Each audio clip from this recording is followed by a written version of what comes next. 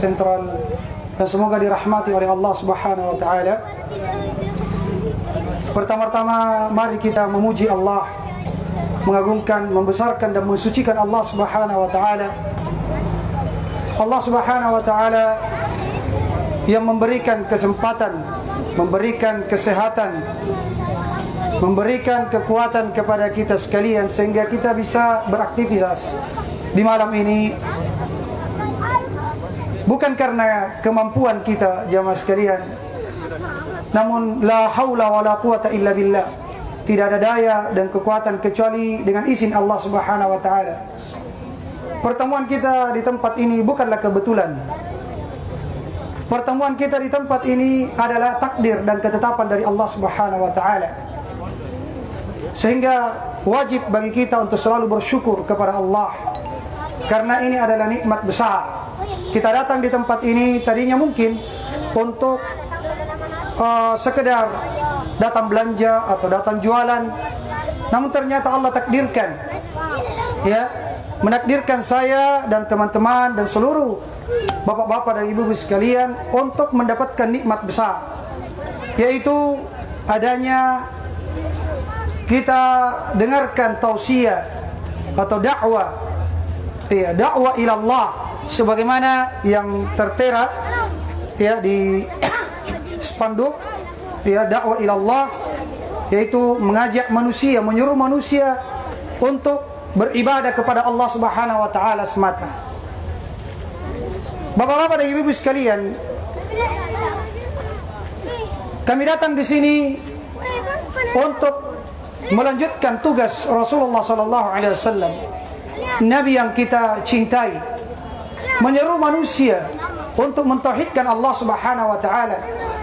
Sebagaimana firman Allah, "Qul hadhihi sabili ad'u ila Allahi ala basiratin ana wa man ittaba'ani wa subhanallahi wa ma ana minal musyrikin." Katakanlah, inilah jalanku. Jadi Allah Subhanahu wa taala memerintahkan kepada nabinya untuk menegaskan bahwasanya inilah jalanku. Apa jalan beliau? Ad'u ila Allah. Saya menyuruh manusia untuk mentauhidkan Allah, untuk beribadah kepada Allah. Ala basiratin, di atas ilmu, bukan sekedar semangat, namun dibangun di atas ilmu Al-Quran dan sunnah Nabi sallallahu alaihi wasallam. Ana wa man ittaba'ani, saya dan orang-orang yang mengikutiku. Cirinya adalah menyeru manusia untuk mentauhidkan Allah, untuk beribadah kepada Allah Subhanahu wa taala di atas ilmu. Wa ma ana minal musyrikin, dan saya tidak termasuk orang-orang yang musyrik. Bapak-bapak dan ibu-ibu sekalian dirahmati oleh Allah Subhanahu wa taala, kita hidup di muka bumi ini bukan suatu yang kebetulan dan bukan tanpa tujuan. Allah Subhanahu wa taala menciptakan manusia dan jin untuk tujuan yang mulia. Allah Subhanahu wa taala berfirman di dalam Al-Quran, "Ahasiban nasu ayyutraku sudah." Apakah manusia menyangka akan dibiarkan begitu saja tanpa, ya, kata Imam Syafi'i, sudah tanpa diperintah dan tanpa dilarang? Apakah manusia diciptakan sia-sia? Tidak. Mereka akan dicipta, ya, dengan tujuan yang mulia. Ada perintah dan ada larangan. Nabi Muhammad diutus untuk membimbing manusia apa yang diperintahkan kepada mereka dan apa yang dilarang. Allah Subhanahu wa taala mengutus Nabi Muhammad dan menurunkan kitab dari langit sebagai patokan bagi kita, terkhusus umat Islam. Kita hidup di muka bumi ini tidak seperti binatang. Kita ada tujuan yang mulia.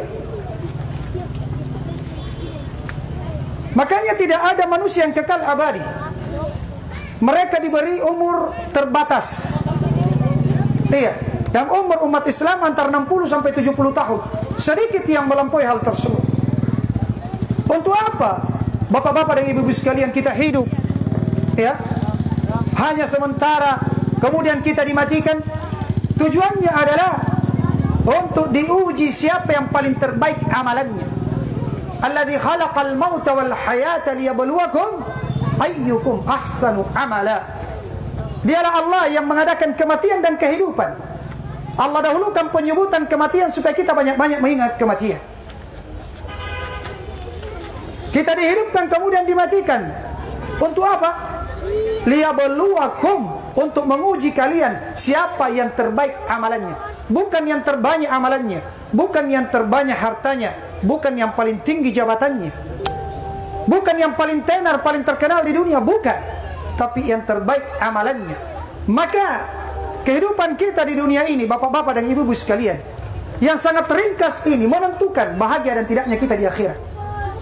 Iya, dunia tempat menanam, akhirat tempat memetik, memanen. Maka siapa yang memahami hal ini, maka dia akan menanam tanaman yang terindah di dunia ini, sehingga dia memetik buah yang manis dan lezat di akhirat nanti. Bapak-bapak dan ibu-ibu sekalian, kita hidup di dunia ini semata untuk diuji oleh Allah. Maka jangan sampai kita keluar dari asal penciptaan kita. Tujuan kita diciptakan di muka bumi. Perhatikan orang-orang yang kaya. Ketika dia meninggal, apa yang dia bawa? Ketika dia meninggal, apa yang dia bawa? Kain kafan 3 lembar. Ya, kain kafan 3 lembar. Mobilnya tidak dibawa, rumahnya tidak dibawa, uangnya tidak dibawa. Ini menunjukkan bahwa hakikat kita diciptakan hanya sekedar diuji siapa yang terbaik amalannya. Yang akan menemani kita sampai alam kubur adalah amalan. Ketahuilah bapak-bapak dan ibu sekalian, amalan yang terbaik yang menjadi bekal kebahagiaan di dunia sampai di akhirat kelak adalah Pangisengan Kaminang Porea yang ada di belakang saya spanduknya ini. Yang akan kami bahas dan kupas di tempat ini. Ilmu yang terhebat, yang merupakan inti dakwanya Nabi Muhammad dan para nabi yang diutus di muka bumi, yang merupakan inti isi seluruh kitab-kitab yang turun dari langit. Apakah itu Zabur, Taurat, Injil dan Al-Quran? Intinya adalah Pangisengan Kaminang Porea, ilmu yang terhebat yang Allah perintahkan di dalam Al-Quran untuk dipelajari. Fa'lam annahu la ilaha illallah. Ilmui, pelajari apa itu la ilaha illallah. Inilah ilmu yang terhebat. Ilmu la ilaha illallah yang Allah jelaskan di dalam ayat yang lain. Dzalika bi anna Allah huwal haq wa ma yad'una min dunihi huwal batil. Demikian itu disebabkan karena Allah lah yang maha hak, dan apa yang mereka seru selain Allah itu adalah batil. Inilah makna la ilaha illallah yang wajib untuk kita pelajari, kita dalami, dan kita wujudkan dalam kehidupan sehari-hari. Bagaimana kita menegakkan la ilaha illallah, la ma'buda bihaqqin illallah. Tidak ada yang berhak diibadahi kecuali Allah. Ini ilmu yang terhebat jemaah sekalian. Siapa yang memahami ini pasti dia bahagia di dunia dan di akhirat, dan dia memegang kuncinya surga. Iya, karena la ilaha illallah adalah kuncinya surga. Apa makna dari la ilaha illallah? Iya, la ilaha illallah, la ma'buda bihaqqin illallah. Tidak ada yang berhak diibadahi kecuali Allah. Itulah makna la ilaha illallah. Inilah yang diperintahkan oleh seluruh nabi dan rasul, dan tugas inti mereka adalah untuk menjelaskan hal ini. Allah Subhanahu wa taala berfirman di dalam Al-Qur'an, "Wa laqad ba'atsna fi kulli ummatin rasula an i'budullaha wajtanibut taghut." Sungguh kami telah mengutus pada setiap umat seorang rasul, agar rasul tersebut memerintahkan kepada umatnya, beribadah kalian hanya kepada Allah dan jauhi taghut, sesembahan-sesembahan selain Allah. Bapak-bapak dan ibu-ibu sekalian yang dirahmati oleh Allah Subhanahu wa taala. Siapa yang hidup di atas la ilaha illallah, pasti dia bahagia di dunia dan di akhirat. Pasti dia selamat di dunia dan di akhirat. Rasulullah sallallahu alaihi wasallam bersabda di dalam hadis, "Man mata wa huwa yad'u min dunillahi niddan dakhala an-nar." Siapa yang meninggal dan dia menyeru sekutu selain Allah, dia akan masuk neraka. Dia menyeru selain Allah, dia berdoa kepada selain Allah, meminta kepada selain Allah, mengharapkan jodoh rezeki selain Allah, maka dia masuk ke dalam neraka, kata Rasulullah sallallahu alaihi wasallam. Di dalam hadis yang lain Nabi bersabda, "Man laqiyallaha la yusyriku bihi syai'an dakhala al-jannah wa man laqiyahu yusyriku bihi syai'an dakhala an-nar." Siapa yang bertemu dengan Allah dengan mentauhidkannya, mewujudkan la ilaha illallah, tidak beribadah kecuali hanya kepada Allah, pasti dia masuk surga. Namun siapa yang bertemu dengan Allah dengan dosa kesyirikan, menyekutukan Allah, tidak bertobat sebelum meninggal, maka pasti dia masuk neraka. Perhatikan, begitu pentingnya ilmu ini. Ilmu yang terhebat, ilmu la ilaha illallah, yang ketika Nabi Musa meminta ilmu dari Allah, berguru kepada Allah langsung. Iya, sebagaimana dalam hadis yang diriwayatkan oleh Al-Hakim dan Ibnu Hibban dan disahihkan oleh beliau dari sahabat Abi Sa'id Al-Khudri radhiyallahu an.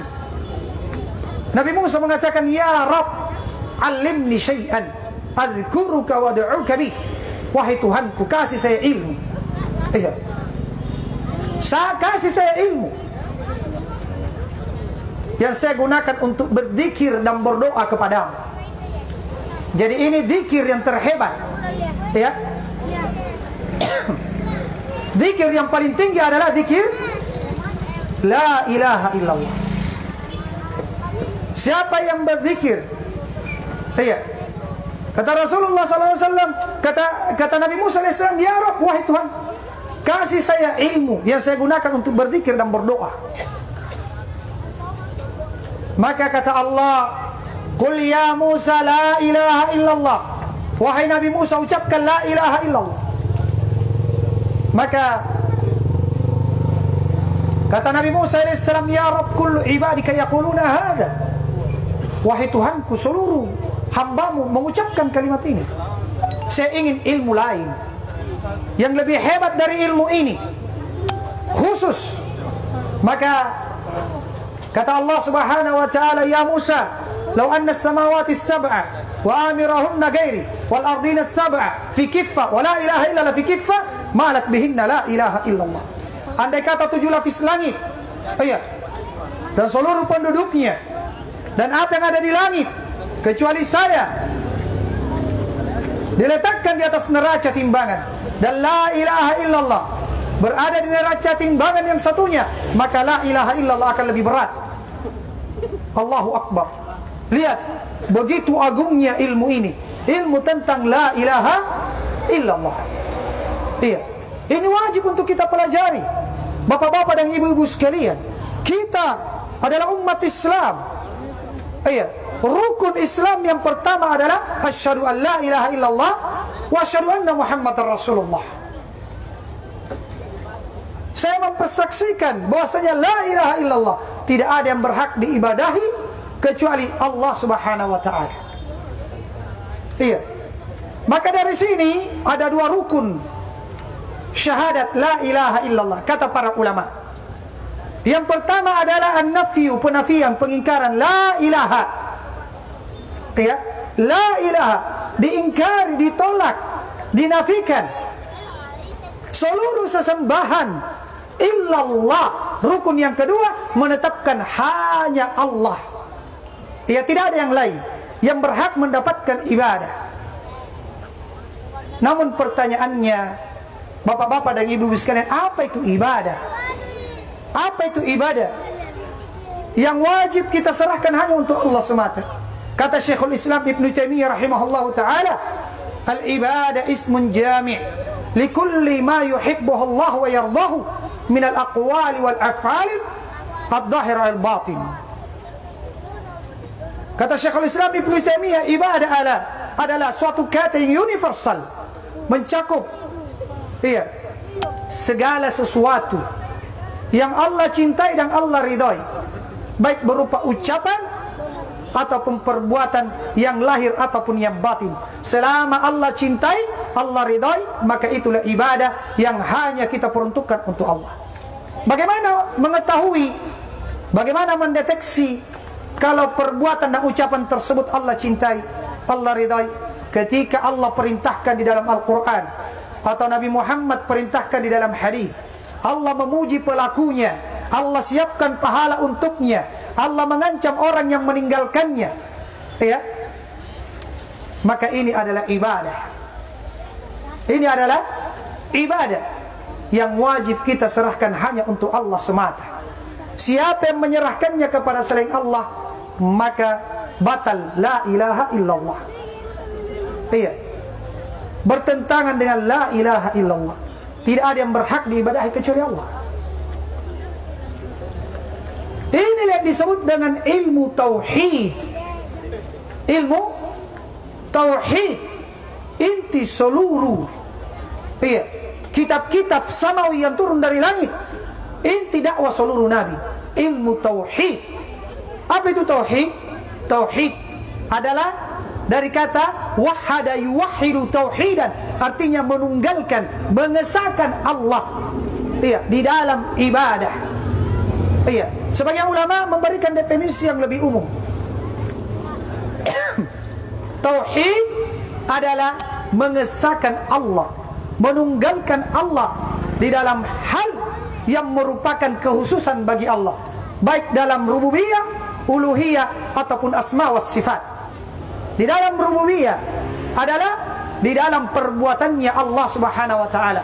Allah satu-satunya yang menciptakan langit dan bumi. Allah satu-satunya menciptakan alam semesta ini, yang mengaturnya. Kita berada di tempat ini, kita bisa bernapas, kita bisa berkedip, itu karena Allah satu-satunya yang memiliki rububiyah, yang mengatur alam semesta ini, dan kita termasuk bagian daripada alam tersebut. Sebagaimana firman Allah di dalam surah Al-Fatihah, Alhamdulillahi Rabbil Alamin.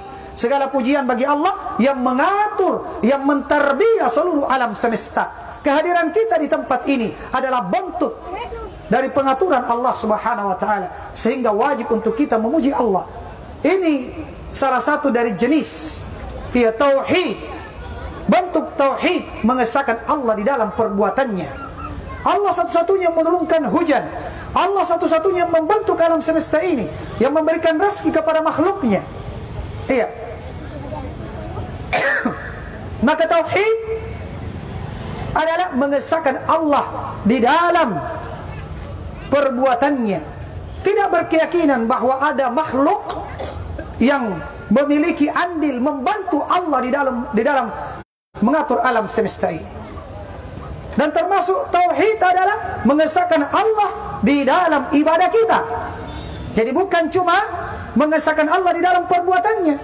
Tidak cukup bapak-bapak dan ibu-ibu sekalian kita mengatakan Allah pencipta langit dan bumi, yang menurunkan hujan, kemudian kita katakan saya sudah bertauhid, saya sudah berislam, saya sudah menegakkan la ilaha illallah. Tidak cukup. Dalilnya mana? Allah Subhanahu wa taala berfirman di dalam Al-Qur'an, "Wa la in sa'altahum man khalaqas samawati wal ard la yaqulunna Allah."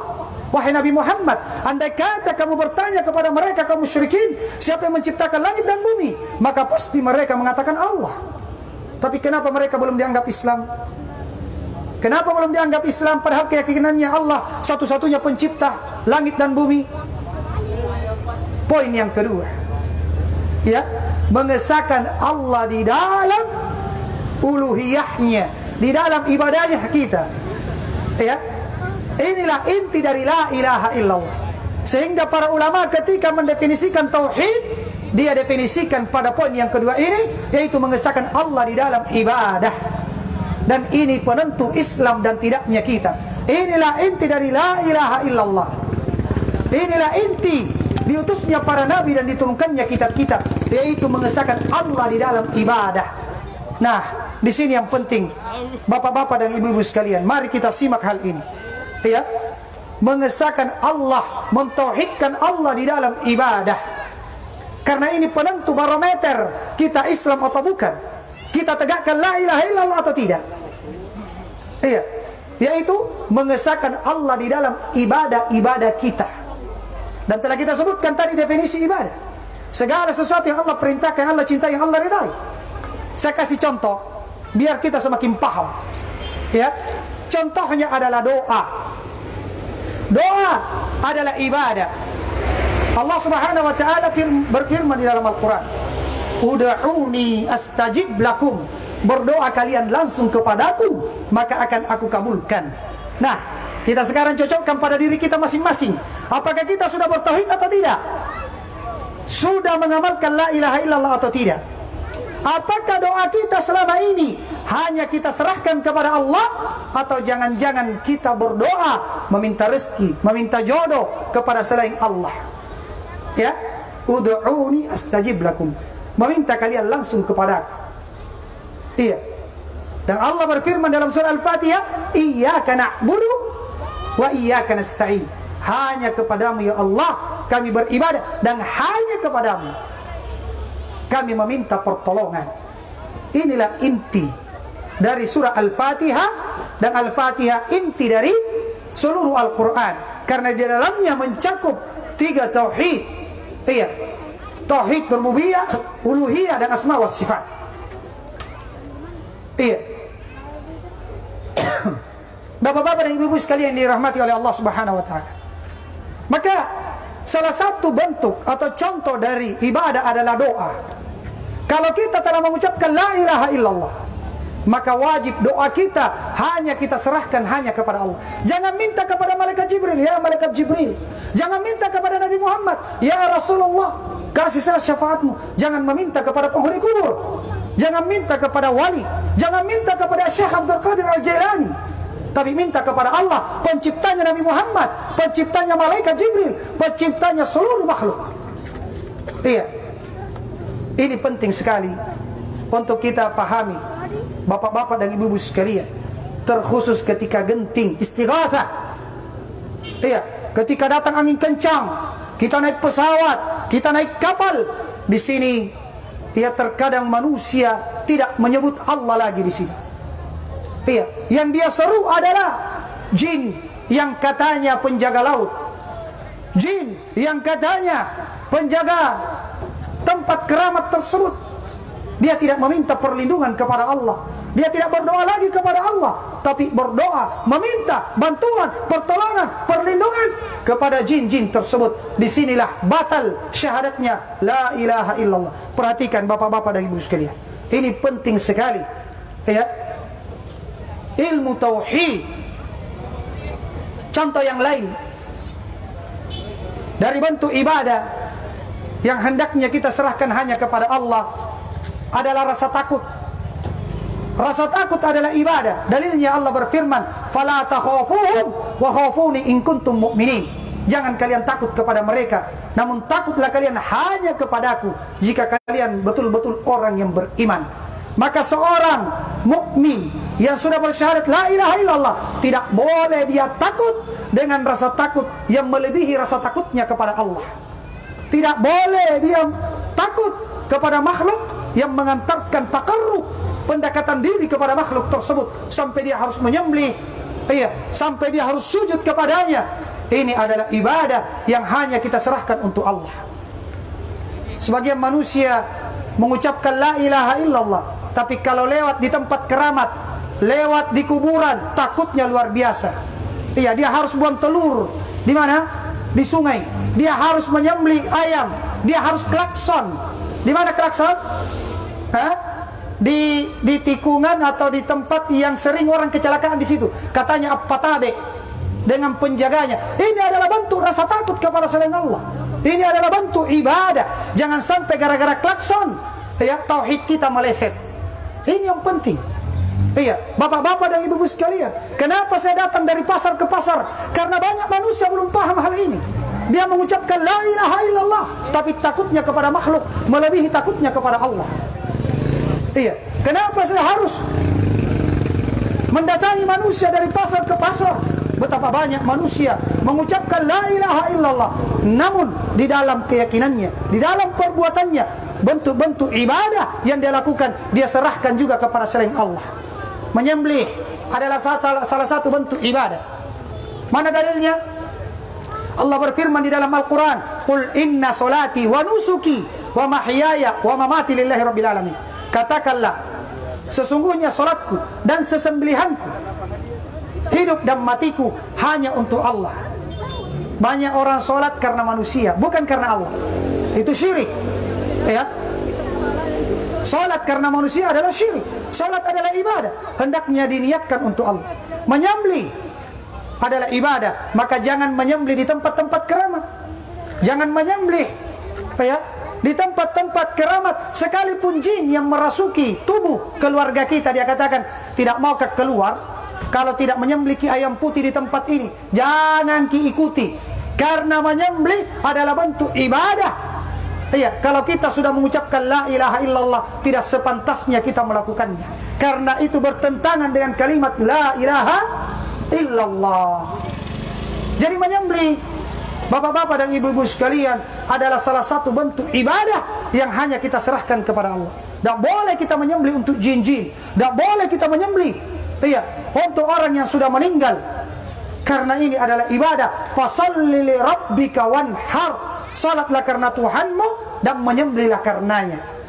Ini adalah salah satu fenomena yang terjadi di masyarakat kita.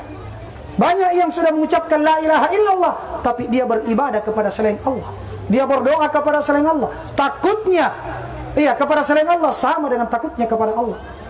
Dia menyembelih, mengalirkan darah untuk jin-jin, padahal dia sudah mengucapkan la ilaha illallah.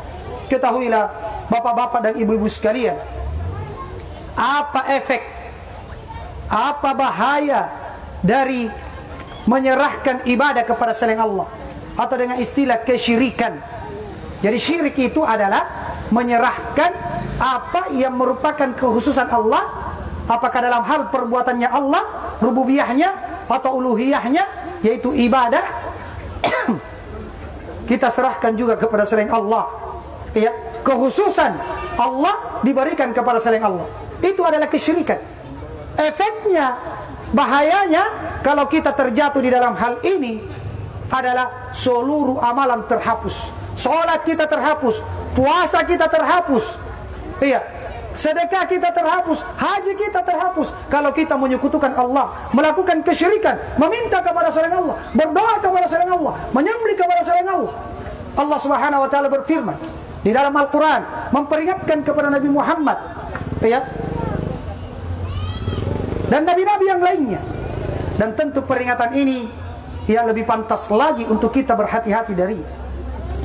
Kata Allah Subhanahu wa taala, "Wa laqad uhiya ilaika wa ila alladhina min wa laqad uhiya ilaika wa ila alladhina min qablik la in asyrakta la yahbatanna 'amaluk wa la takunanna minal khasirin." Wahai Nabi Muhammad, telah aku wahyukan kepadamu dan kepada orang-orang sebelummu.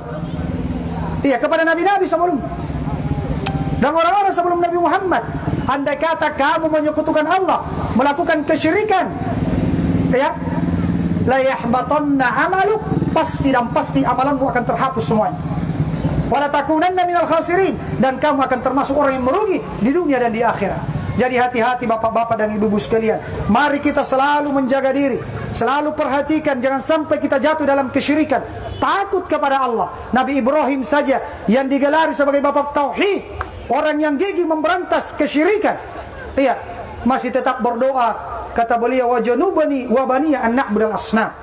Wahai Allah, jauhkan saya dan anak keturunanku dari menyembah berhala. Kenapa? Karena ini adalah dosa yang terbesar, menghapuskan seluruh amalan. Sekalipun Nabi, andai kata, tapi tidak ada Nabi yang jatuh dalam kesyirikan. Andai kata Nabi melakukan kesyirikan, seluruh amalannya akan terhapus. Karena dosa kesyirikan adalah kezaliman yang paling besar. Inna syirka la dzulmun adzim. Kesyirikan adalah dosa yang terbesar. Kalau ada orang mungkin pengedar sabu-sabu, pernah membunuh sampai 1000 manusia, mungkin dia pernah zinahi ibunya, ketahuilah melakukan kesyirikan, meminta kepada selain Allah dalam perkara yang tidak ada yang mampu kecuali Allah. Dia minta jodoh, dia minta rezeki, kesembuhan kepada selain Allah, dia menyembelih untuk selain Allah, takutnya kepada Allah sama takutnya kepada makhluk. Sungguh itu adalah dosa yang lebih besar dibanding perzinahan, mencuri, membunuh, dan dosa-dosa yang lainnya.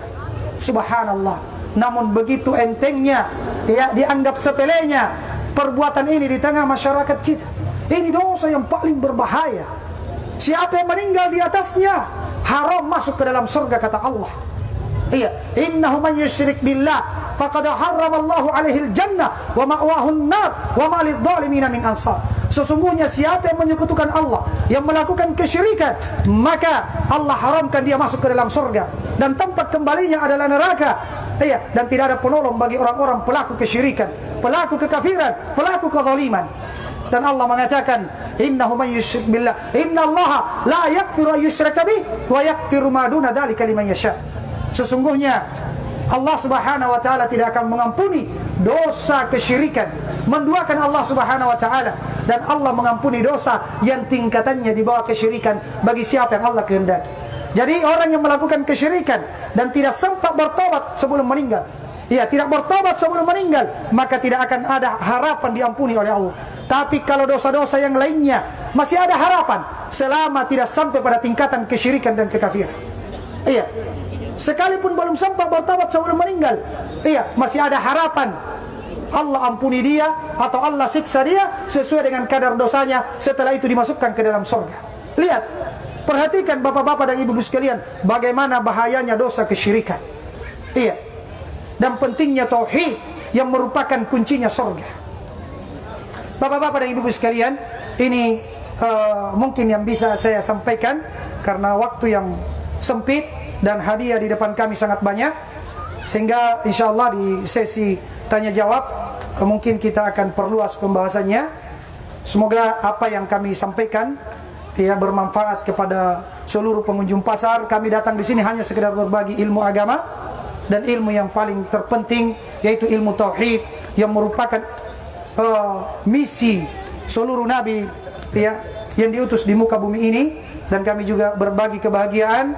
Ya, di depan kami sudah ada beberapa hadiah untuk seluruh yang ikut berpartisipasi, apakah dia menjawab pertanyaan atau sekedar bertanya. Allah Ta'ala alam bisawab. Kepada moderator kami persilahkan. Alhamdulillahirabbil alamin. Itu tadi pemaparan materi yang disampaikan oleh guru kami.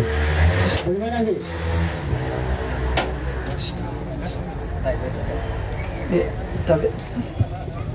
Ya, seperti yang kita janjikan tadi, bahwa setelah materi kita akan bagi-bagi hadiah gratis. Jadi yang mau hadiah gratis silahkan merapati kembali. Siapa cepat dia dapat. Jadi syaratnya sama seperti tadi, cukup menjawab pertanyaan dari kami atau memberikan pertanyaan kepada kami. Maka kami akan memberikan hadiah secara gratis kepada semua para pengunjung Pasar Sentral Bulukumba. Ya, kita kasih pertanyaan pertama. Sebutkan pangisengan kami nampurea dengan maknanya. Pak disengat kami napere silong artina, kadisengi kakek jarita. Silakan Bu, angkat tangannya, Pak. Apa itu ilmu yang terhebat yang tadi disampaikan sama pemateri? Angkat tangan tak saja yang tahu jawabannya. Sana-sana yang pakai topi di sana, yang duluan.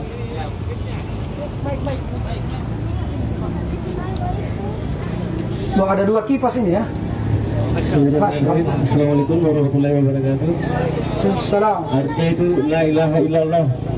Iya. Jadi pangisengan yang terhebat, ilmu yang terhebat adalah la ilaha illallah. Apa maknanya la ilaha illallah? Tidak ada Tuhan selain Allah yang patut disembah, yang patut, yang berhak ya.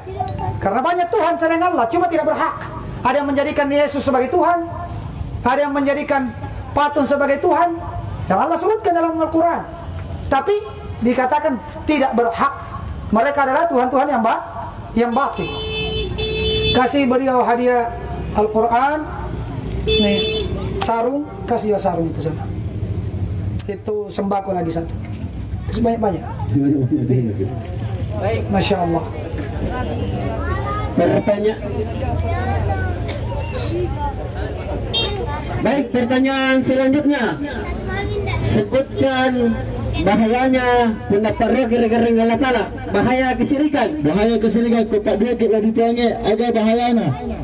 Dia akan jadi tak disemnya. Sana yang pakai topi hitam. Masya Allah.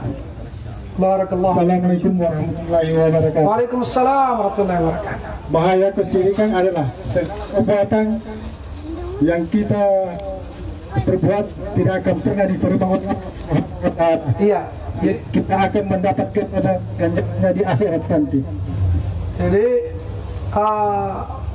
tidak akan diterima amalannya. Iya, akan terhapus amalan Kebaikannya. Iya. Salatnya, puasanya, hajinya, itu kalau menyekutukan Allah, melakukan kesyirikan. Makanya hati-hati. Ya. Kita harus tahu apa bentuk-bentuk kesyirikan supaya kita menghindarinya. Tadi beliau, ini buku bagus, Benteng Seorang Muslim dari Segala Keburukan. Iya, ditulis oleh teman kami, guru kami, dosen di UIN. Sekali Quran ini juga kasih sarung sana, sarung. Iya. Masya Allah. Ya, baik, setelah kita mengetahui bahwa ternyata bahaya kesyirikan yaitu menghapus segala perbuatan kebaikan kita. Selanjutnya pertanyaannya mungkin dari pengunjung pasar lagi ya. Masih saya. Masih pertanyaan dari Ustaz. Iya. Siapa yang bisa berikan definisi atau pengertian apa itu tauhid? Iya. Yang merupakan intinya seluruhnya. Ya, bagi hadiah. Yang lain Berbagi kebahagiaan. Yang tahu Sana beliau. Masya Allah. Masya Allah. Assalamualaikum warahmatullahi wabarakatuh. Waalaikumsalam warahmatullahi wabarakatuh.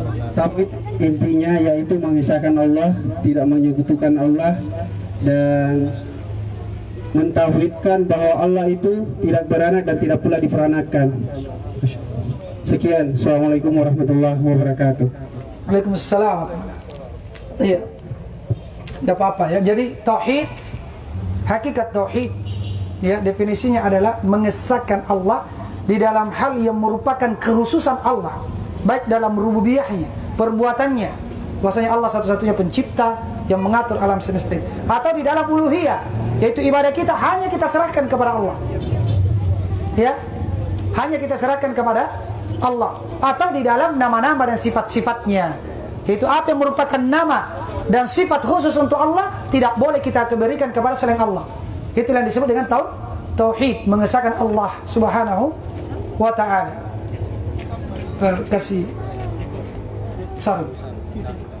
Iya. Ini juga buku. Ini benteng. Kasih buku. Iya. Masya Allah. Dia apa Pak? Yang kita pergi dulu. Dia tak dulu. Iya. Jadi caranya memang cukup mudah untuk mendapatkan hadiah dari kami. Sekarang pertanyaan selanjutnya. Oh ya, itu buku dikir. Sebutkan contoh-contoh kesyirikan yang biasa terjadi di masyarakat. Iya, sebutkan contoh-contoh kesyirikan. Saya Dina, kondisi saya di kita puni. Jangan banyak-banyak. Jadi sebutkan siapa tahu dengan yang disebutkan ini satu itu lainnya deh. Karena bisa saja mereka melakukan kesyirikan, tapi mereka tidak tahu ternyata yang dilakukan adalah kesyirikan. Tapi yang pakai masker putih Pak. Iya, kasih mic. Yang masker putih, Masya Allah. Allah. Assalamualaikum warahmatullahi wabarakatuh. Waalaikumsalam warahmatullahi wabarakatuh. Salah satu perbuatan yang dilakukan di sekitar masyarakat yaitu salah satu menyembah pohon. Iya. Khususnya Menyembah pohon seperti apa itu? meminta di kuburan begitu Kak. Iya, Masya Allah. Meminta kepada penghuni kubur. Minta kesembuhan. Mungkin karena dipikir anaknya ditegur, cucunya ditegur, datang ke situ, jangan diteguri, cucu tak. Ya, dia minta kesembuhan kepada orang yang sudah meninggal. Ini adalah salah satu bentuk kesyirikan.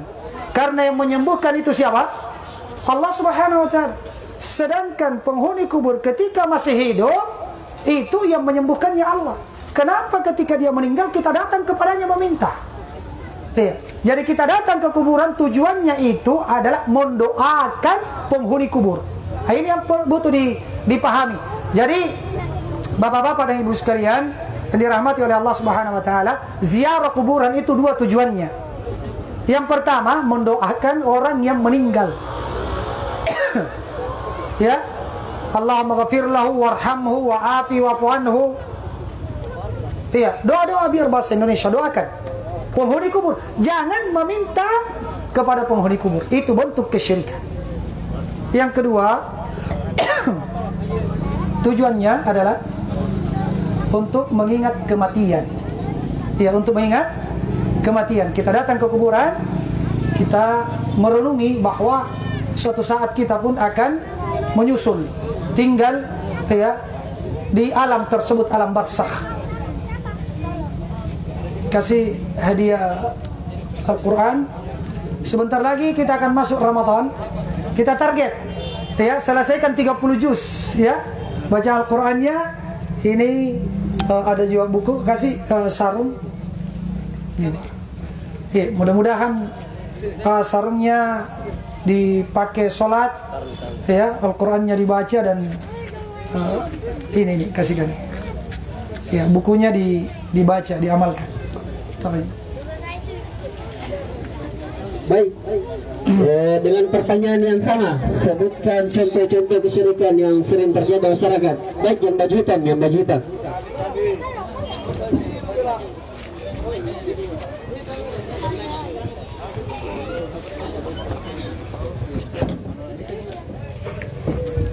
Assalamualaikum warahmatullahi wabarakatuh. Waalaikumsalam. Contoh-contoh kesyirikan yang saya tahu yang di masyarakat seperti memberikan sesajen di suatu tempat atau dikeramatkan. Iya, atau mendatangi orang-orang pintar padahal mereka bodoh. Masya Allah. Jadi langsung dua jawabannya ini. Kasih sebentar langsung hadiah lebih berarti ya. Jadi jawabannya kata beliau di antara bentuk kesyirikan adalah memberikan sesajian di tempat-tempat tertentu. Apakah dia berikan ke di pohon yang dikeramatkan, atau sesajian tersebut ditaruh di mana, di tiang tengah kah, dia yakini ada halusnya ya, dia akan datang sebagai tolak bala dan seterusnya, atau sesajian tersebut dihanyutkan ke laut. Ini adalah bentuk-bentuk kesyirikan. Kenapa? Karena ada bentuk pengagungan, ada takarrub, ada pendekatan diri. Dia menyangka hal tersebut bisa menolak bala ya, dan bisa mendatangkan manfaat. Padahal Allah Subhanahu wa taala berfirman, "Qul afara'aitum ma tad'una min dunillah in aradani Allahu bidurrin hal hunna kashifatu durri aw aradani bi rahmatin hal hunna mumsikati rahmati qul hasbiyallah alaihi yatawakkalul mutawakkilun."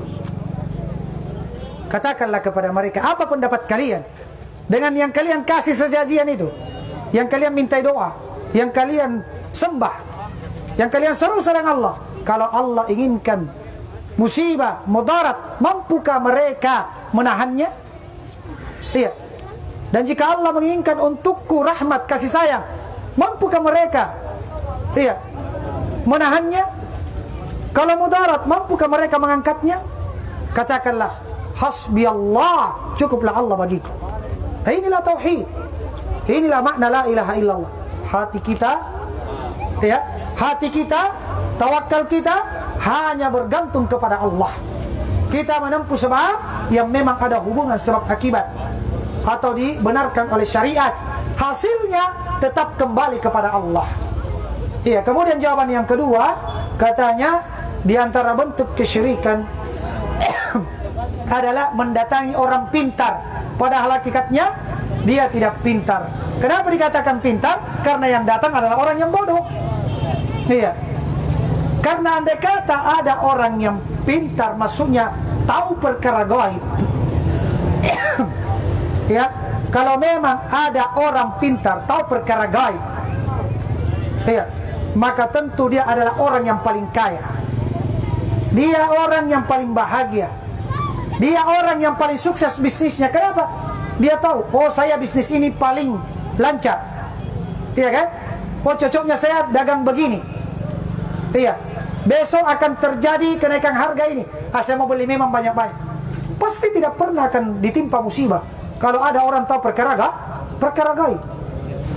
Dia tidak pernah luka, tidak pernah celaka, tidak pernah jatuh dari motor, tidak pernah tabrakan. Kenapa? Karena dia bilang, wah ini sebentar kalau saya naik motor tabrakan di sana, jadi kepergi. Iya kan? Kalau dia tahu barang yang hilang, pasti dia yang akan menempati apa? Kursi-kursi yang ada di, iya, yang ada di kantor polisi. Dia cocoknya jadi apa? Dia cocoknya jadi penyidik. Dia kan sudah tahu perkara gaib. Iya. Tidak usah lagi kita bayar yang lain. Dia mau saja. Nah, siapa yang curi barangnya si A, si B, si C. Dia akan menjadi hakim di pengadilan. Tapi ternyata satu benarnya, 100 dustanya, kata Rasulullah SAW. Maka jangan mendatangi ya dukun, tukang-tukang ramal, apapun namanya. Apapun namanya. Karena Allah berfirman di dalam Al-Quran, "Qul la ya'lamu man fis samawati wal ardil ghaiba illallah."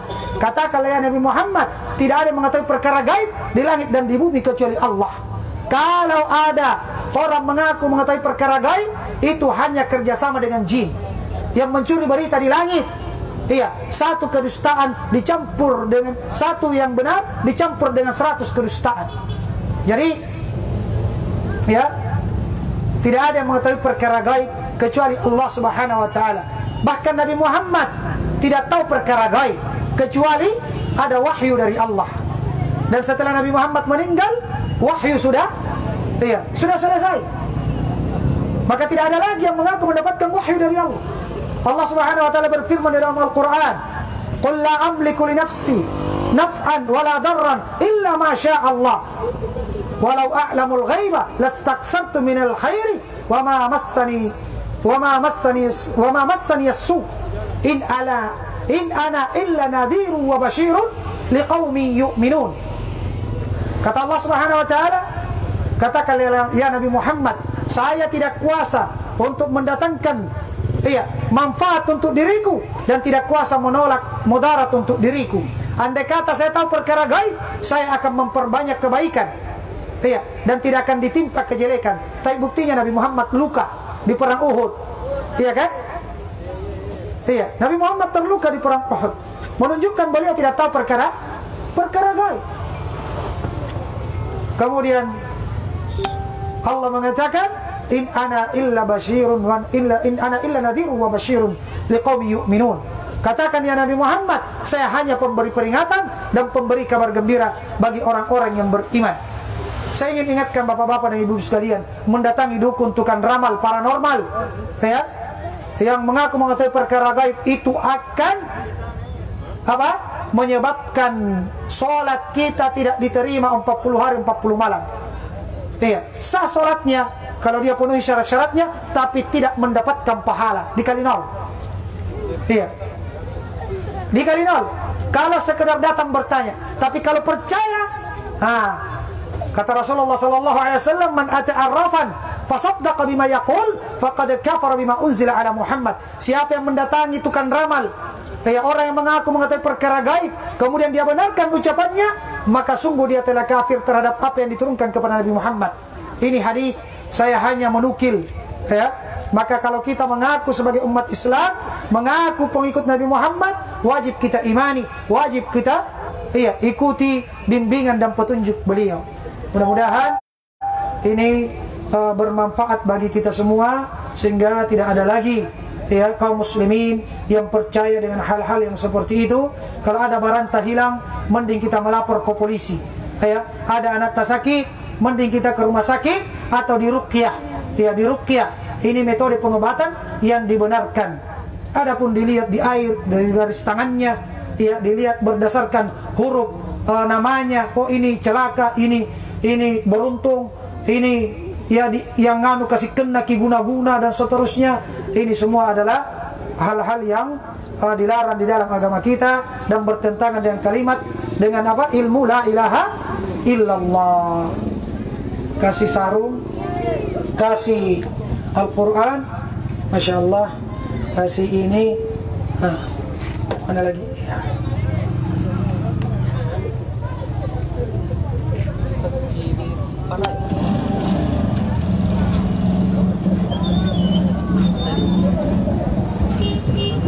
Ya, Iya. kita masih bagi-bagi hadiah. Jadi hadiah-hadiahnya itu hadiah-hadiah utama Pak, Bu. Jadi merapat ki. Masih ada kipas. Masih ada kipas, Dispenser. masih ada dispenser. Masya Allah. Kita habiskan malam ini. Jadi bukan tipu-tipu, kita bagi gratis. Jadi masih pertanyaan yang sama, sebutkan contoh-contoh kesyirikan yang sering terjadi di tengah-tengah masyarakat.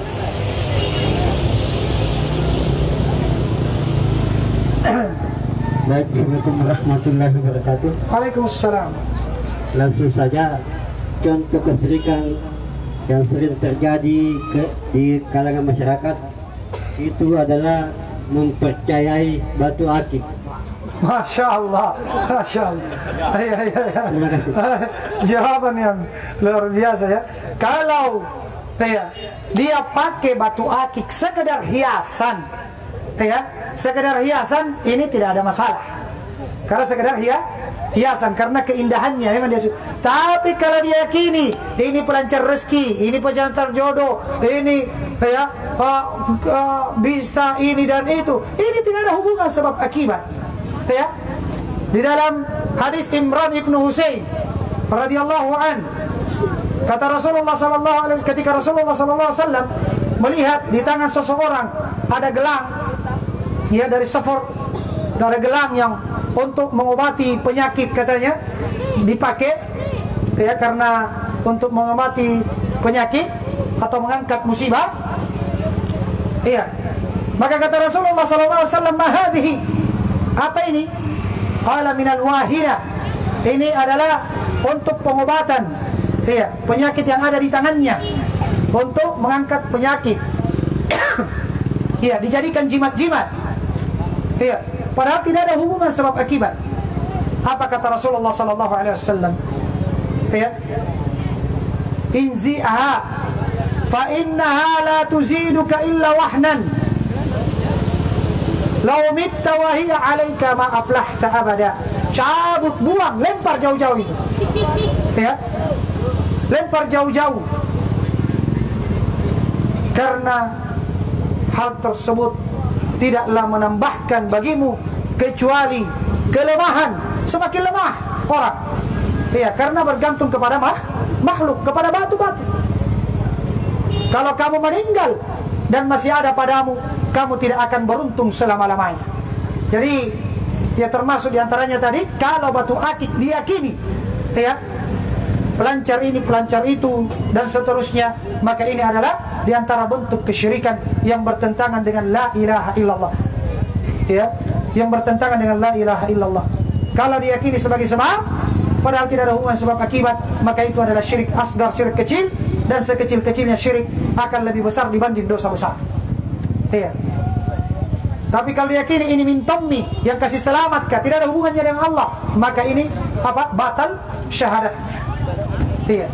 Allahul musta'an. Kasih beliau sarung Al-Quran dan ini.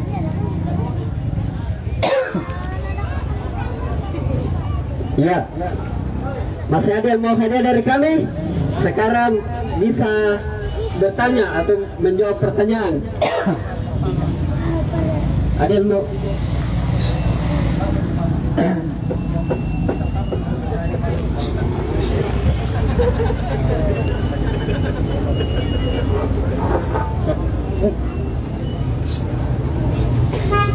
Warahmatullahi wabarakatuh. Waalaikumsalam. Saya mau tanyakan,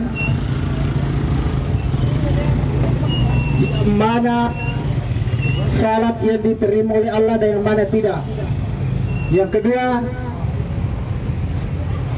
apanya Allah jadi sembahyang sampai ada dibilang sembahyang salat? Apanya? Cukup dua ya? Ya, terima kasih. Jadi beliau bertanya bahwa mana salat yang diterima dan mana salat yang diterima. Yang mana salat yang diterima, mana salat yang tidak diterima. Kepada Bapak yang bertanya dan kepada seluruh hadirin ya wal hadirat di tempat ini, salat adalah bagian daripada agama kita. Bahkan syiar yang terbesar rukun Islam adalah salat. Berbicara tentang salat, maka kita harus kembalikan semuanya kepada Al-Quran dan hadis Nabi SAW. Iya. Berbicara tentang salat dan tentang apa saja yang berkaitan dengan agama kita, itu rujukannya, patokannya adalah Al-Quran dan hadis sesuai dengan pemahaman ya Rasulullah dan para sahabat. Maka kita akan menjawab salat mana yang diterima dan salat mana yang tidak diterima berdasarkan Al-Quran dan hadis. Al-Quran dan hadis, bukan dengan logika, bukan dengan perasaan. Iya, bukan dengan logika, bukan dengan perasaan. Kenapa? Karena banyak orang salah paham tentang ilmu ini. Iya, banyak orang salah paham tentang ilmu mana salat yang diterima dan mana salat yang tidak diterima. Dia pakai ilmu cocok logi. Ya, ilmu cocok logi, ilmu mencocok-cocokkan, tidak ada dasarnya dari Al-Quran dan di dalam hadis. Allah Subhanahu wa taala berfirman di dalam Al-Quran, iya, wailul lil musallin, celaka orang-orang yang salat. Celaka orang-orang yang salat. Siapa yang celaka? Orang yang tidak diterima salatnya. Siapa yang tidak diterima salatnya sehingga dia celaka? Alladzina hum fi salatihim sahun. Iya, mereka yang di dalam salatnya sahun. Sahun itu apa? Kata para ulama, ini bukan bahasa Bugis, ini sahun.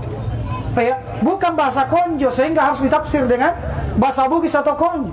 Tapi sahun adalah bahasa Al-Quran yang harus dipahami berdasarkan tafsir Al-Quran. Sahun ya adalah orang-orang yang lalai di dalam salatnya. Apa yang lalai? Dia tidak perhatikan mana rukunnya, mana wajibnya.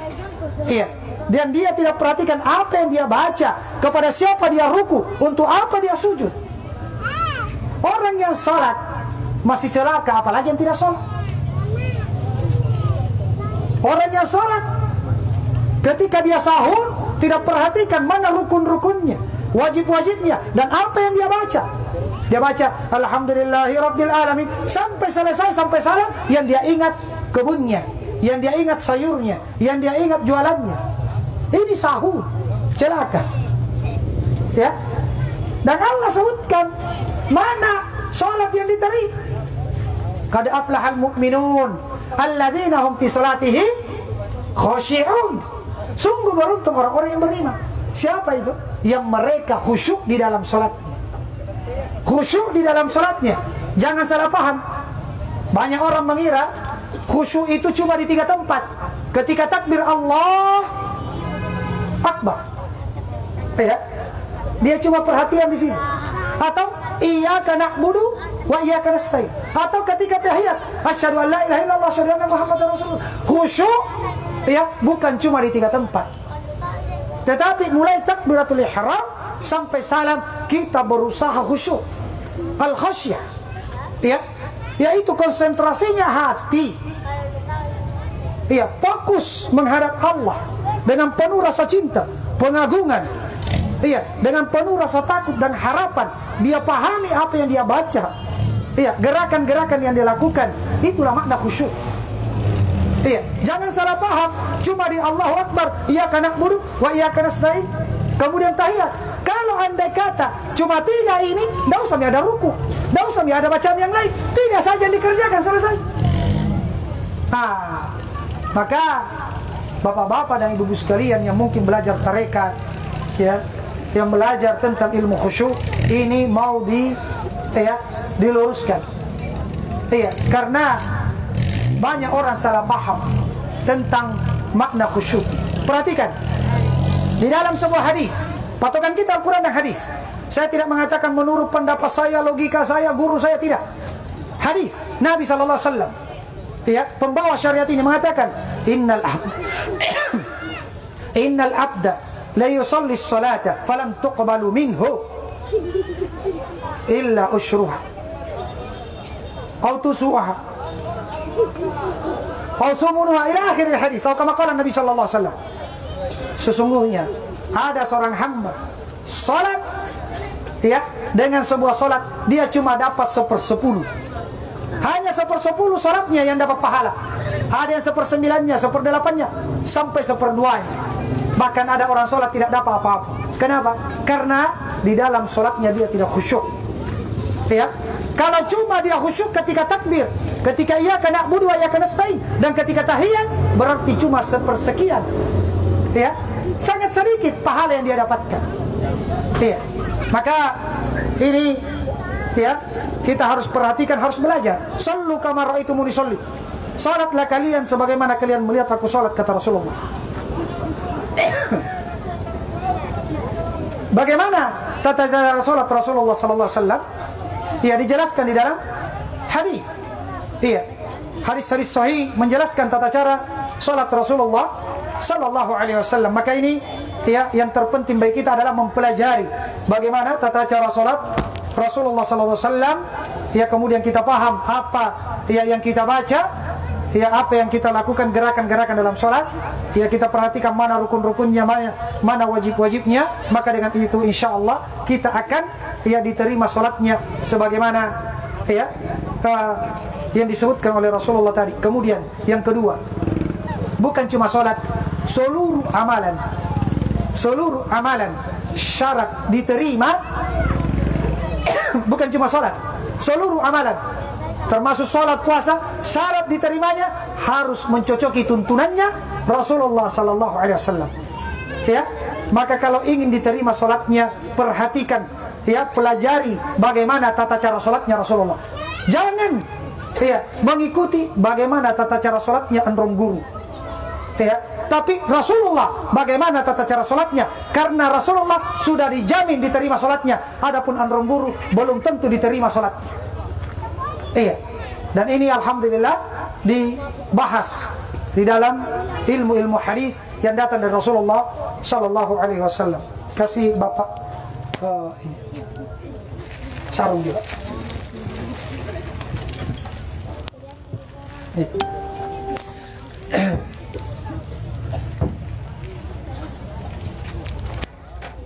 Cuma satu ya pertanyaannya tadi. Kedua ya, apalagi satu tadi? Oh yes. Iya. Sembahyang itu bahasa Indonesia. Iya. Sembahyang itu kata menyembah. Iya. Kalau bahasa Arabnya salat namanya. Iya. Kemudian salat ini sudah di bahasa Indonesiakan. Jadi as-shalah artinya doa. Ya, secara bahasa. Adapun secara istilah agama kalau dikatakan salat adalah, ya, gerakan, ya, atau kegiatan mulai dari takbir sampai salam. Itulah salat menurut definisi agama kita, syariat agama kita. Ya. Kemudian apanya Allah yang menjadi apa? Yang menjadi salat? Iya. Jadi pertanyaannya yang mau diperjelas, ya. Pertanyaannya mau diperjelas apa maksud pertanyaannya. Iya. Yang sholat kita hambanya yang sholat. Iya. Kita menyembah Allah Subhanahu wa taala dengan pengagungan, cinta dan harapan sesuai dengan tuntunan Rasulullah sallallahu alaihi wasallam. Biasanya pertanyaan-pertanyaan ini muncul dari, ya, pemahaman, ya, filsafat atau pemahaman tarekat. Iya. Jadi semuanya harus ditimbang dengan Al-Quran dan hadis Nabi sallallahu alaihi wasallam, karena kita selaku umat Islam, ya, tuntunan kita adalah Al-Quran dan hadis Nabi sallallahu alaihi wasallam. Jadi tinggal mau diperjelas, ya, apa yang diinginkan dari pertanyaan tersebut, ya. Ada pertanyaan lain? Atau, ya, jawaban? Belum ada, kipasnya belum keluar. Iya. Assalamualaikum warahmatullahi wabarakatuh. Bertanya di luar tema, Ustaz. Iya. Begini, apakah hukum riba yang sebetulnya, sedangkan orang-orang masih mengadakan itu riba, padahal dalam hadis mengatakan bahwa wa ahallallahul bai'a wa harramar riba, dan Allah telah menghalalkan jual beli dan mengharamkan riba. Iya. Jadi apa hakikat hukum riba? Ya, jawabannya yaitu tadi ayat yang dibaca. Ya. Allah Subhanahu wa taala menegaskan dalam surah Al-Baqarah yang ayat yang dibaca tadi, ya, wa ahallallahu al-bai'a wa harramar riba. Allah halalkan jual beli halal. Ya. Alhamdulillah, silahkan berbisnis luas. Ya. Pintu-pintu rezeki yang Allah buka. Adapun riba itu diharamkan oleh Allah Subhanahu wa taala. Apa itu riba? Definisinya, kullu qardin jarra bihil manfa'ah fa huwa riba. Setiap pinjaman yang mengambil manfaat di baliknya itu adalah riba. Iya, karena pinjaman itu asalnya membantu. Iya, sedangkan orang yang mengambil keuntungan di baliknya berarti apa? Mengambil kesempatan di balik kesusahan orang. Iya, mengambil kesempatan di balik kesusahan orang. Orangnya sangat butuh sekali, pinjami uangku, tapi kasih bunga setiap bulannya, ya sekian persen. Ini riba. Iya, karena orang ini mau datang untuk meminjam karena dia butuh, nanti dikembalikan. Jadi seluruh pinjaman yang mengambil manfaat di baliknya itu adalah riba. Ini dosanya sangat besar. Ya, diriwayatkan dalam sebuah hadis bahwasanya dosanya itu yang paling kecilnya sama dengan menzinahi ibu kandung sendiri. Mungkin kalau ada orang yang berzina dengan ibu kandungnya, ya, di Bulukumba ini pasti dibenci semuanya. Bahkan mungkin diusir dari kampung halamannya. Tapi karena riba sudah dirubah dengan nama bunga, akhirnya indah, sehingga orang menganggap itu hal yang biasa. Padahal riba ini, bapak-bapak dan ibu-ibu sekalian, itu akan menghilangkan keberkahan. Kita lihat orang yang memiliki rumah mewah, ya, mobil mewah, ya, tapi hasil riba, tidak ada ketenangan hidupnya. Memang dia berdasi mungkin, pakai ya pakaian yang indah, mobil mewah, tapi tidak ada ketenangan. Kenapa? Allah ya berfirman di dalam Al-Quran, yamhaqullahu riba wa yurbis sadaqat. Allah musnahkan riba. Ya, Allah musnahkan riba. Artinya apa? Ya, tidak ada keberkahannya, banyak, tapi banyak masalahnya. Mobilnya tabrakan lah, anaknya sabu-sabu lah, istrinya selingkuh lah. Kenapa? Yang diberikan adalah hasil riba. Yang diberikan adalah hasil riba. Iya.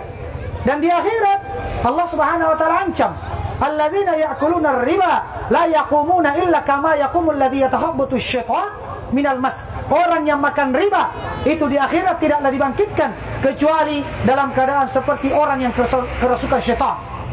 Ya, ini bukan main-main. Bahkan Allah Subhanahu wa taala berfirman, ya ayyuhalladzina amanu taqullaha wa daru ma baqiya minar riba in kuntum mu'minin. Wahai orang-orang yang beriman, bertakwa kalian kepada Allah. Takut kalian kepada Allah, tinggalkan seluruh sisa-sisa riba. Jangan bilang, wah sekian % bunganya, tetap riba. Ya, hati-hati. Allah mengancam, fa'illam taf'alu, kalau kalian tidak tinggalkan riba, fa'dzanu biharbi minallahi wa rasulih. Iya, maka umumkanlah peperangan. Umumkan peperangan dari Allah dan Rasulnya. Allah yang langsung memeranginya, ya, dan Rasulullah yang akan memeranginya, akan menjadi musuhnya. Ya, kira-kira bahagia tidak kalau seperti ini? Tidak akan ada ketenangan, tidak akan ada kebahagiaan bagi pemakan riba. Iya, yang memakan riba, yang memberi riba, ya, yang menerima riba, yang mencatat, yang menjadi saksi, kata Rasulullah, semuanya finnar, di dalam neraka. Iya, subhanallah, masih banyak rezeki lain. Masih luas bumi Allah untuk mencari rezeki. Bapak-bapak dan ibu-ibu sekalian, jauhi segala bentuk riba, apapun bentuknya. Na'udzubillahi min dzalik. Nasallahu assalamu wal afiyah. Semoga kita semua dijauhkan dari ya harta-harta haram termasuk riba. Kasih beliau itu sembako itu. dengan ini musab. Baik, sekarang pertanyaan untuk hadiah-hadiah besar. Pertanyaan untuk hadiah-hadiah besar. Silakan yang mau bertanya. Saya yang mau bertanya. Ayo, saya bertanya. Yang menjawab dengan benar, saya kasih hadiah kipas angin.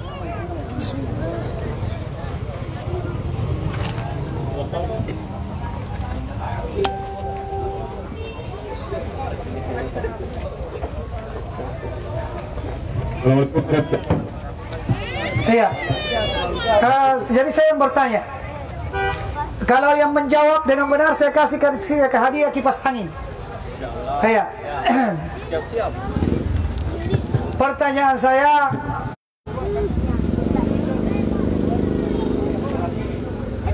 apa definisi ibadah? Apa artinya ibadah? Yang lain. Definisi ibadah yang lain. Sudah menjawab. Kecuali tidak ada yang menjawab, baru saya kembalikan kepada beliau. Biar sudah menjawab, saya tunjuk lagi kembali. Definisi ibadah harus tepat, seperti yang saya sebutkan tadi. Baiklah, Bismillahirrahmanirrahim. Assalamualaikum warahmatullahi wabarakatuh. Waalaikumsalam. Baiklah, saya akan menjawab apa definisi dan selamat yang saya yaitu ibadah merupakan melaksanakan segala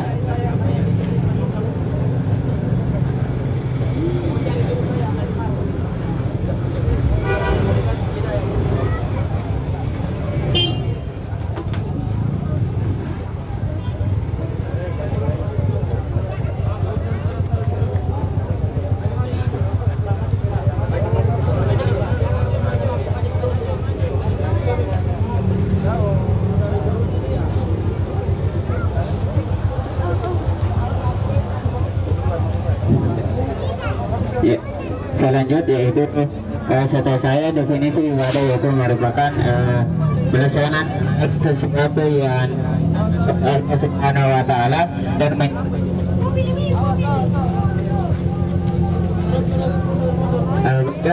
definisi dari itu sendiri yaitu yang paling penting yang harus kita ketahui bahwasanya ibadah itu yaitu melaksanakan segala apa yang diperintahkan oleh Allah Subhanahu wa Ta'ala dan menjauhi segala apa yang dilarangnya.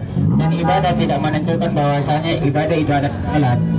Dan ibadah itu melaksanakan segala apa yang diperintahkan oleh Allah Subhanahu wa Ta'ala, baik itu salat, puasa, zikir, naik haji bagi yang mampu, dan segala apa yang bukan jadi larangan Allah yang kita laksanakan dan bisa menciptakan yang namanya amal, ya itulah ibadah. Sekian, assalamualaikum warahmatullahi wabarakatuh. Waalaikumsalam warahmatullahi wabarakatuh. Jadi ibadah, kata beliau, adalah melaksanakan seluruh perintah Allah, ya, dan menjauhi seluruh larangannya.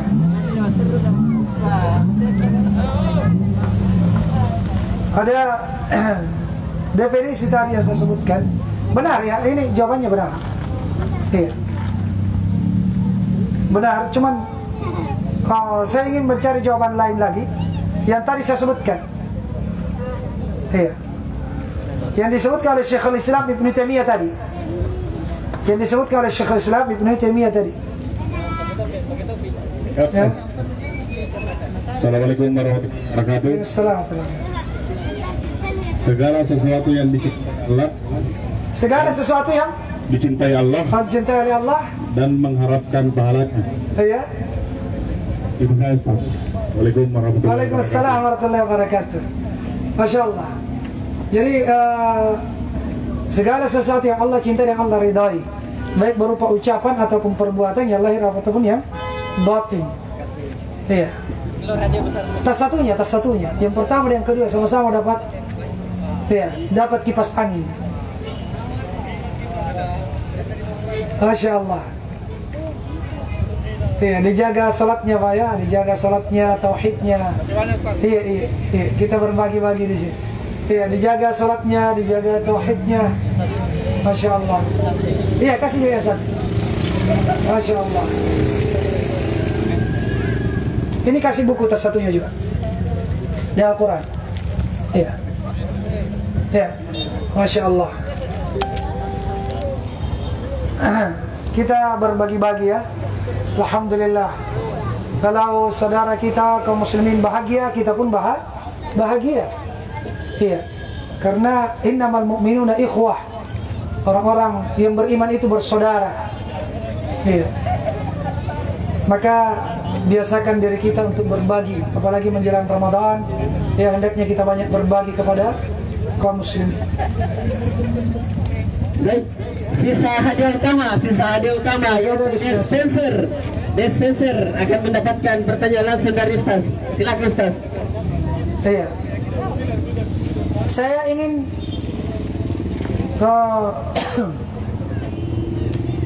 minta jawaban. Bagaimana cara mengetahui ya amalan tersebut, ucapan tersebut Allah cintai dan Allah ridai? Kan tadi katakan ibadah itu apa? Ibadah itu adalah apa-apa yang Allah cintai, Allah ridai. Iya, yang Allah yang Allah cintai dan Allah ridai. Sekarang pertanyaannya, bagaimana untuk mengetahuinya? Oh, ini ibadah. Kenapa dikatakan sholat itu ibadah, puasa itu ibadah, menyembelih itu ibadah, harapan, cinta, iya, rasa takut, iya. Bagaimana cara mendeteksi amalan atau ya, perbuatan tersebut ya, termasuk kategori ibadah? Nah, siapa yang jawab? Pertanyaannya, bagaimana kita tahu bahwa yang apa yang dikerjakan baik itu perbuatan dikategorikan sebagai ibadah? Nah, apa patokannya? Apa patokannya? Sudah tadi saya jelaskan.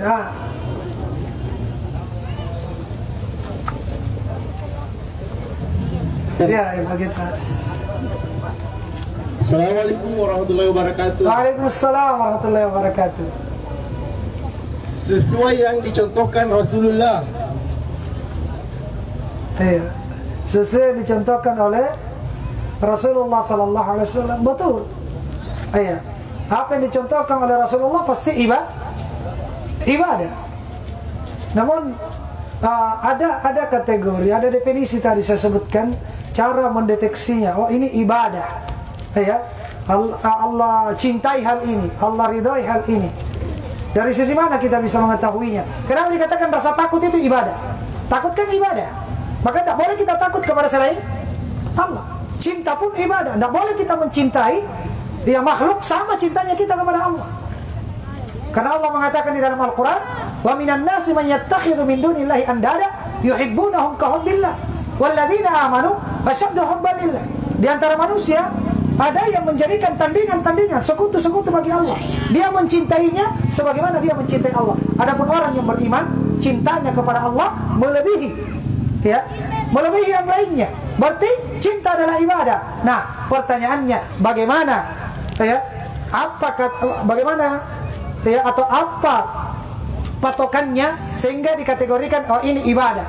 Karena Allah cintai, Allah ridha. Bagaimana cara mendeteksinya? Sudah tadi saya jelaskan. Saya kasih dispenser yang bisa menjawab. Silakan, yang pakai jubah. Masya Allah. Barakallahu fiik. Bismillahirrahmanirrahim. Mengeluarkan keyakinan kita terhadap makhluk dan memasukkan keyakinan hanya kepada Allah Subhanahu wa taala. Insya Allah segala amalan kita diterima Allah Subhanahu wa taala.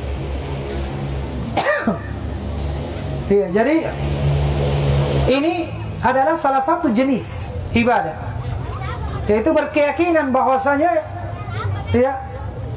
makhluk itu tidak memiliki kuasa dan Allah satu-satunya yang berkuasa, dan itu adalah bagian dari tauhid apa? Tauhid rububiyah. Makhluk tidak kuasa, Allah kuasa. Itu adalah salah satu bagian dari tauhid rububiyah. Iya. Dan itu belum sampai pada hakikat dari tauhid yang dibawa oleh para nabi dan rasul. Iya. Hakikat tauhid yang dibawa oleh para nabi dan rasul adalah la ma'budu bihaqqin illallah. Seluruh bentuk ibadah hanya kita serahkan kepada Allah Subhanahu wa taala semata. Iya, jadi yang saya inginkan jawabannya adalah apa patokannya sehingga kita tahu ini ibadah dan ini bukan ibadah. Kasih beliau tadi hadiah. Ini yang pertama tadi yang di sana, kasih beliau buku ini. Yang di sana tadi itu ya. Ini kasih beliau buku.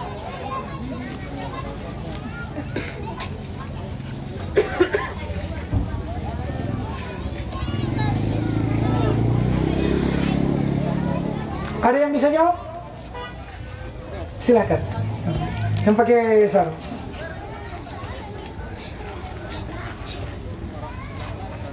Waalaikumsalam.